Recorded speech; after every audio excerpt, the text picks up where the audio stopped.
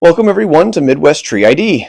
On this channel, it is my mission to help you learn an abundance of trees that grow right here in the Midwest, and some key features on how to identify them. There's just one thing to clarify before we begin. We're not going to be throwing hatred or ridiculing any of the species that we're going to be talking about. But we do, however, want to encourage thoughtful conversation in the comments about personal experiences and things like that. Please try to remember that everything has value and that we are here to enjoy nature and everything it has to offer. So without anything else, let's jump right in. Hey guys, welcome back.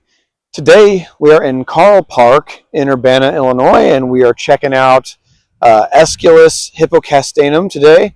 That is the European horse chestnut, and obviously, yes, it is included in our Buckeyes. It is a type of Buckeye, and like our other Buckeyes, the European horse chestnut is going to have large compound palmate leaves with anywhere from 5 to 7, possibly even more leaflets.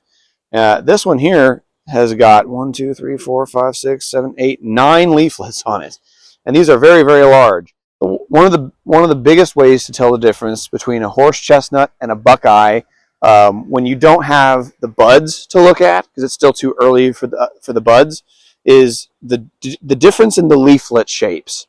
Now they're very, very similar, but if you know what you're looking at, you can recognize how different they actually are. Now, the leaflets on a horse chestnut, the broadest point is going to be towards the top, versus your Buckeyes, which the broadest point is going to be pretty much in the middle, and then it goes out to a narrow tip point at the end. The horse chestnuts are pretty broad at toward the end of the leaflet, and these are kind of wavy, as you can kind of probably see. And then one of the cool things we got today is the large panicled flowers on the horse chestnut, and you can see bits of yellow, white, and even some pink spots in there. And when I first got over here, there were some bees in here, but these are coming to the end of their flower cycle.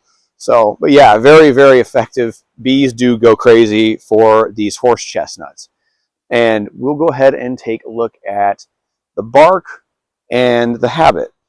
So this is a rather young specimen still, so it's not quite as platy or flaky as what you would typically see on a horse chestnut, but you can kind of see it starting to get some of these streaks and ridges down towards the bottom.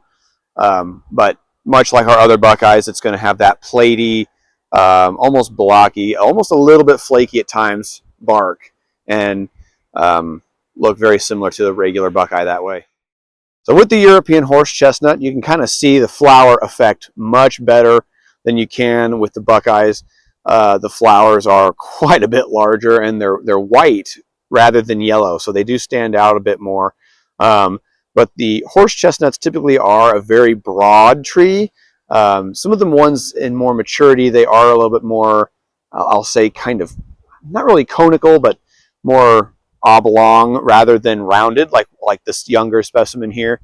But they can also be very, very dense, very good for shade. One of their common issues is that in the scorching summer months, they can be kind of prone to scorching out.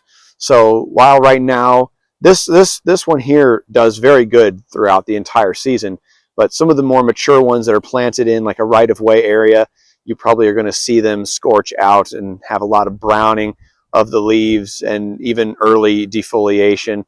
And that's not always the greatest quality to see, but that's something that's very typical of most of our Buckeyes. And much like our other Buckeyes, I will showcase the seeds later on in the season, and I will showcase the buds. There's some pretty key differences between the buds of the horse chestnut and the buds of the Buckeyes. They are different, even though they're all in the same genus. And the seeds all look very, very similar. But we will show you that in a future video. So the European horse chestnut is going to be native to a lot of countries in Europe. Countries like Bulgaria and Greece are two that are some of the more common ones other areas in Europe as well. But it is used fairly frequently in the landscape here in the U.S., and it does very, very well for the most part. It does, like I said, it does have that scorching issue, but all of our Buckeyes have a tendency to do that.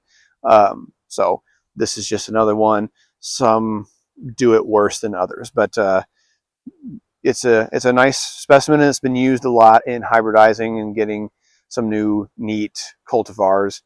And yeah, that's pretty much going to wrap it up today for the European horse chestnut.